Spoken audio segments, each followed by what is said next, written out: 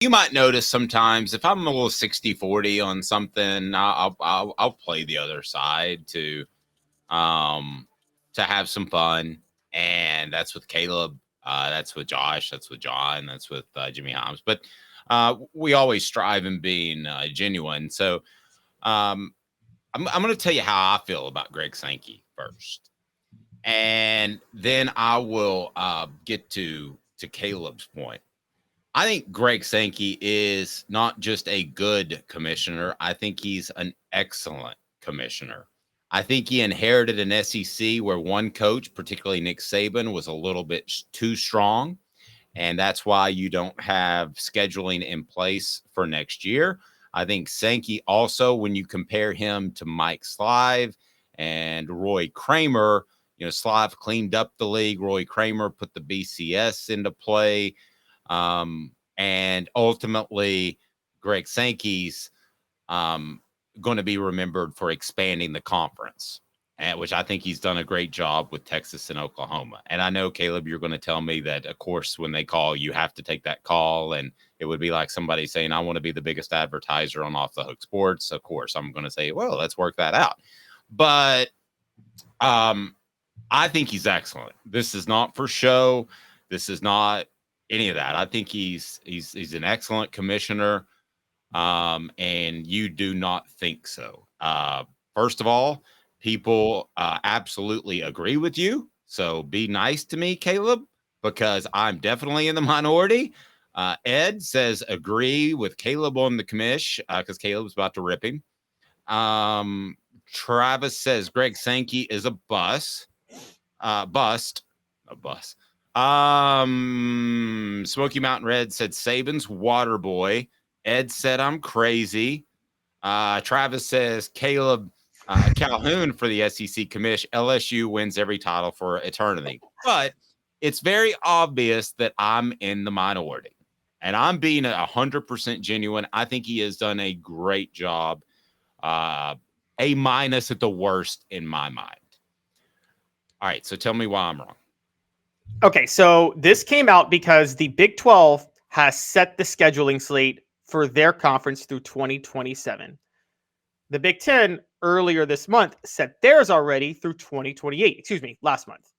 The Big 12 just got their 16-team conference together in August. The Big Ten got their 18-team conference together in July. The SEC has known that their 16-team conference would be in existence next year since 2021. So they've had longer to get this together, and they still only have the schedule set through 2024. This is for one reason, and it's for a big reason.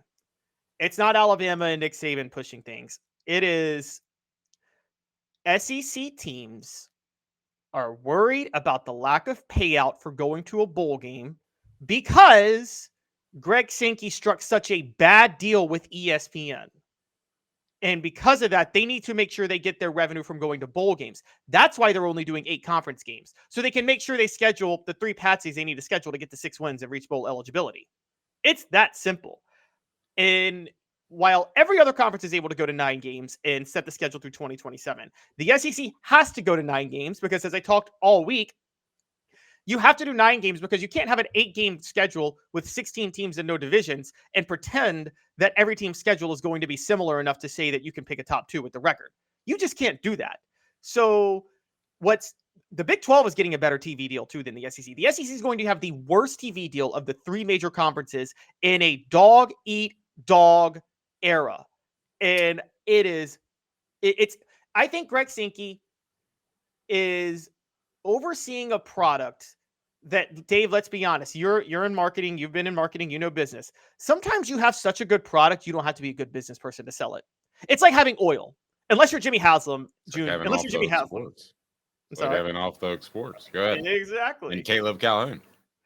Unless you're Jimmy Haslam, you can't mess up running an oil company. Okay? And because it's funny you say that because I know somebody that owned an oil company that was inherited, and it is kind of hard to screw it up. It's impossible. And then you tout your wealth as running an oil company. I'm like, that's easy. It's the same as being commissioner of the SEC or commissioner of the NFL. You have an amazing product. It's impossible to screw it up. Even if you do screw it up, your product is so good, it doesn't matter, so it won't be known. Greg Sankey has borderline screwed up the SEC. He pulled a Jimmy Haslam. The SEC is going to be less valuable than the Big Ten in 7 years, even though the Big Ten has a far inferior product. Okay. Ed says ESPN contract, Dave, in all caps. So he's yelling at me. I get that. Pardon me. Rocky Top Tom says Greg Sankey is a combination of the worst politician, the greediest corporate bloodsucker ever to exist.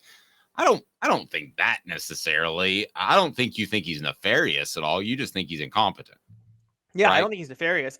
Greg Sankey. Let's remember why Greg Sankey was hired. Do you remember when Greg Sankey was brought on to the SEC, Dave?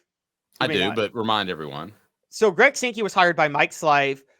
What he was good at was compliance. Greg Sankey's skill and his understanding was to monitor compliance, because if you guys remember 2002, the SEC was looking really bad. That was when Alabama got the Albert Mean scandal. Kentucky was on probation for some how money stuff. It was Alabama's second probation. Auburn had been in trouble 2 or 3 times in the 90s. Tennessee was accused of stuff, never got proven. That was all right around the same time. Mike Slive brought in Greg Sankey to, I guess, clean up the league's cheating, if you will. And being able to do that does not mean you're cut out to negotiate new teams coming, to negotiate business contracts or TVs. Greg Sankey put the SEC, tied them for 10 years and a bad contract to a network that might go bankrupt in 5. So, by the way, does anybody watch ESPN now and see the production value of their sets? I know this is something you would notice as much TV as you've done. It does feel like that is a sinking ship. Everybody's agreeing with you. I'm basically by myself. So I'm going to defend myself one last time. I think the Texas and Oklahoma making that thing work, that he deserves credit for. It was a phone call. Absolutely right. I think all of the conferences you just mentioned don't have an 800-pound gorilla in the room named Nick Saban. And I think he has more pull. I mean, let's face it. If I'm Shane Beamer, I'm just picking a random person out there, and Nick Saban says, I don't like this scheduling model. I need you to vote for me. I don't know if he's politicking or not. Then Shane Beamer's probably going to do it. And here's why. Because Shane Beamer may need to be in the Saban rehab, coaching rehab one day. I mean, Saban has resurrected a lot of careers. If he makes a phone call or shoots a text like, I'd really like this to go this way, he has 10 times more pull than any of the coaches in any of the conferences you just mentioned. So I think what you have is a Saban issue. I don't think you have a Sankey issue. Now, as for the television contracts, had a chance to speak to Sankey at SEC Media Days. Gave me a little wink. I want to see how all this money shakes out. I think the Big Ten network, and if I might not be right, the way it looks, you're on point. But I want to see how this Big Ten money shakes out. I think there's some incentives there based off ratings. Do they end up getting the X amount that they are promised and that has been publicized? There's good reason to hype that up, and you know that. There's good reason to hype it up and play the PR game. And does the SEC get a little more than we think? I think that's going to be closer at the end of the day than you do. Now, again, so those would be my defenses of Greg Sankey. I think whatever the Big Ten was, whatever those contracts were, the athletic directors and the coaches know it, and the Big Ten was comfortable enough to go to a 9-game schedule with those incentive contracts. The reason the SEC wasn't comfortable enough to go to a 9-game schedule wasn't just Nick Saban politicking. That might have been it. But again, it had everything to do with schools like Mississippi State don't want to play 9 games because they want to make sure they can get to 6-6 to get to a bowl. So they want that third easy, no-name university to come to Starkville that they can blow them out 45-0, and that gets them to 6-6 and they get to a bowl game. Can I ask you one other thing? Is there any chance that Greg Sankey's kind of treading water on the schedule thing, knowing that a super conference may be closer than we think and it's all going to take care of itself? Does that hold water to you at all? No, I just think he couldn't get it done. And okay. The reason, and by the way, what happened was, and I don't think, okay, here's my even hotter take. So I'm going to go here because you brought up Texas. Here, you brought up Texas and Oklahoma. Because ESPN hasn't renegotiated the contract with the SEC, the Texas and Oklahoma deal is now a bad deal for the SEC. It's not a good deal because guess what? Texas and Oklahoma are in the SEC. You know what that means, Dave? They just have to split the money 16 ways now instead of 14 ways because they locked themselves into that contract with ESPN, and then they go and welcome Texas and Oklahoma. And everybody's, you can't blame ESPN. ESPN is literally looking at this like, man, if we stay afloat, we got the steal of the century. The job of leagues the job of anything, the job of a business, a good business person brings in more money than his business's value is worth. Am I right? That's your job as a business. Make your business generate more revenue than it's worth. Get more money than it's worth. Yeah, that's the goal. Hooker and Sankey sitting in a tree.